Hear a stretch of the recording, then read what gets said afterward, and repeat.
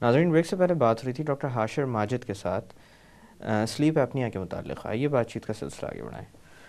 Doctor साहब, एक बहुत पुरानी नसीहत है जो मैंने बुज़ुर्गों के मुंह से सुनी है, वो ये है कि रात की नींद को कभी भी कॉम्प्रोमाइज़ नहीं करना चाहिए, या रात में जितना भी मुमकिन हो सके नींद ज़रूर लेनी चाहिए। कोई ख़ास वजह है इस नसीहत की? देखिए, ज़्यादातर चीज़ें जो बुज़ुर्ग कहते हैं वो किसी वजह से ही कहते हैं, मतलब उसमें कुछ सच्चाई ज़रूर बिल्कुल। होती है।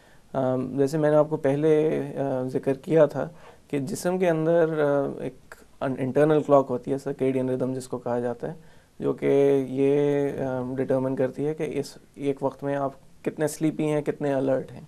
रात के वक्त अलर्टनेस सबसे कम होती है, स्लीपीनेस सबसे ज़्यादा होती है। तो इसलिए जो आपकी रात की नींद होती है वो ज़्यादा अच्छी क्वालिटी की नींद होती है। दिन के अंदर आप चाहे उतनी मुद्दत की नींद पूरी करने की कोशिश करें, उसकी क्वालिटी इतनी अच्छी नहीं होगी, क्योंकि अलर्टनेस लेवल आपके ज़रा ज़्यादा होते हैं, तो वो अलर्टनेस के जो स्टिमुलस होता है वो फाइट कर रहा होता है स्लीप की क्वालिटी का।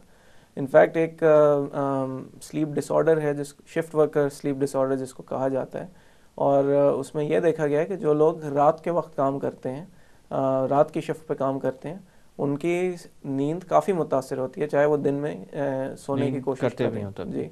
तो ये बिल्कुल सही बात है कि रात की नींद जो है वो उसमें कोशिश करें, कॉम्प्रोमाइज़ ना किया जाए। डॉक्टर साहब, हमारे प्रोग्राम की तवज्जुह से और ख़ासकर स्लीप एपनिया के हवाले से कोई पैगाम आप देना चाहेंगे आवाम को? मैं यही कहना चाहूँगा कि हमारा जो हमारी पॉपुलेशन की डायनामिक्स मुल्क के जो हैं वो चेंज हो रही हैं। मोटापा जो है हमारे यहाँ काफ़ी कॉमन हो रहा है, बढ़ रहा है। अभी वेस्ट की निस्बत का तो नहीं हुआ, लेकिन I think way catching up. और इस वजह से अगले सालों में ये जो मर्ज़ है, स्लीप एपनिया का मर्ज़, ये बढ़ेगा। अ, ये इम्पॉर्टेंट है कि अहम चीज़ है कि लोगों को इसके अलामात के बारे में मालूम हो।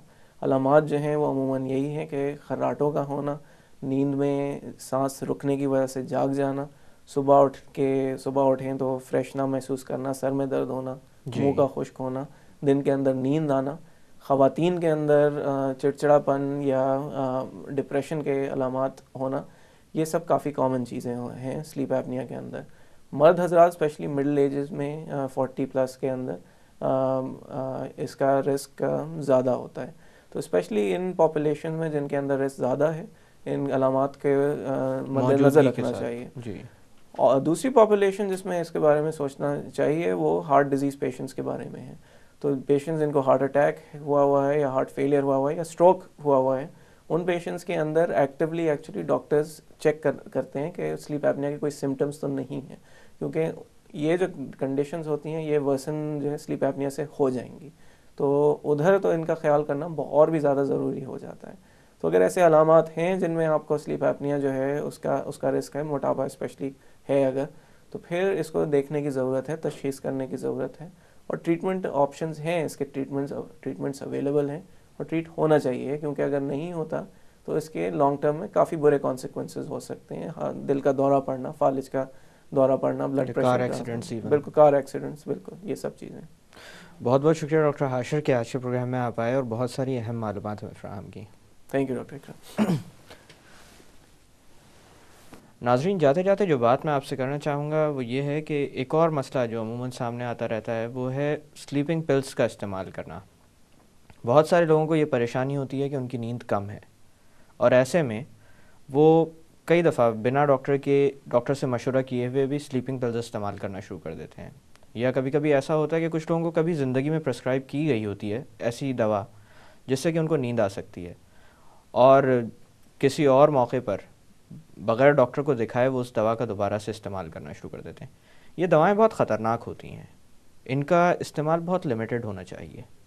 जब ये इस्तेमाल लिमिट्स को क्रॉस कर देता है तो आगे बहुत ख़तरनाक नताइज सामने आ सकते हैं। मिसाल के तौर पर दवा को छोड़ना आपके लिए जानलेवा भी साबित हो सकता है। बेहतर यह है कि इस तरह के इक़दामात अपने तौर पर ना किए जाएँ, ख़ासकर स्लीपिंग पिल्स का इस्तेमाल।